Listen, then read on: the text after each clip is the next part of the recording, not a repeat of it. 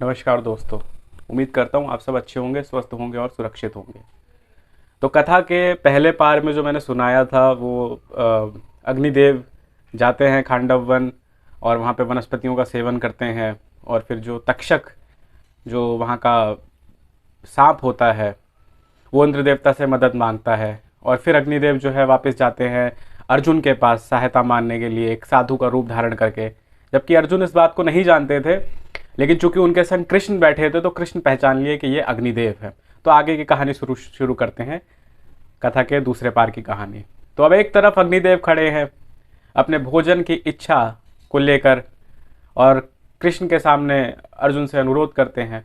क्योंकि कृष्ण पहचान गए थे कि ये अग्निदेव है, तो कृष्ण जो है वो अर्जुन को ये बोलते हैं कि भाई प्रिय सखा, इनके भोजन का जो है वो प्रबंध करो और बादल जो है, जो मेघ है, उनको नष्ट कर दो। तो अर्जुन जो है अपना गांडीव उठाते हैं और जो है वो मारते हैं और मेघ जो है वो नष्ट हो जाता है। मेघ नष्ट हो जाता है और अग्निदेव फिर से जो है वो वनस्पतियों का सेवन करने लगते हैं।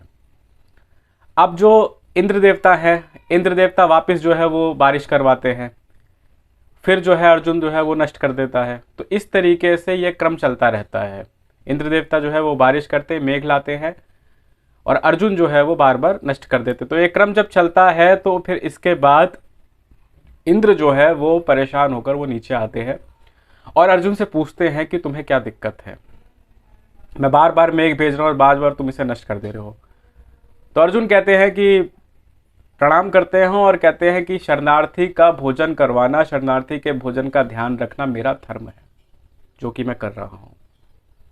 इस बात को सुनते ही समझना तो दूर, इंद्र देवता जो है सीधे नाराज हो जाते हैं और इंद्र देवता कहते हैं कि अगर तुम अपना धर्म निभा रहे हो तो तक्षक मेरा मित्र है और उसकी सहायता करना मेरा धर्म है, जो मैं कर रहा हूं और करूंगा। कृष्ण वहां पे मुस्कुरा रहे होते हैं। अब दोनों के बीच शास्त्रार्थ चलता रहता है।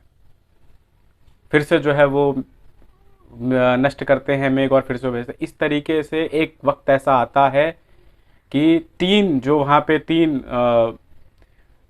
तीन जो लोग वहाँ पे खड़े होते हैं, एक अर्जुन, एक कृष्ण और एक इंद्र देवता, एक ऐसा अवसर आता है, एक ऐसा समय आता है कि तीनों क्रोधित हो जाते हैं, तीनों अपने अस्त्र निकाल लेते हैं।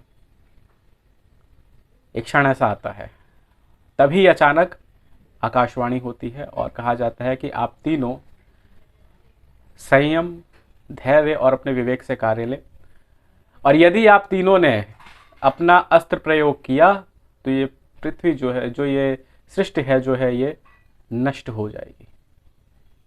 अब तीनों इसका हल जो है वो बहुत ही शांतिपूर्वक, सरलता के साथ, संयम के साथ निकालते हैं।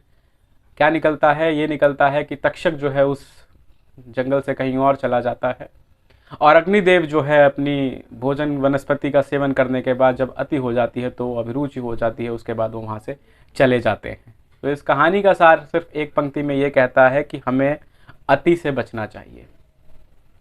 अति से हमें बचना चाहिए। साथ ही हमें एक बात और सीखने को मिलती है कि इंद्र जो है वो देवता है और तक्षक जो है वो सांप है, जंगल का सांप था। लेकिन चूंकि मित्र था इंद्र देवता का, तो इंद्रदेव ने अपने मैत्री संबंध को बचाए रखने के लिए, अपने मित्र की सहायता करने के लिए वो भगवान से भी सामने लड़ गए।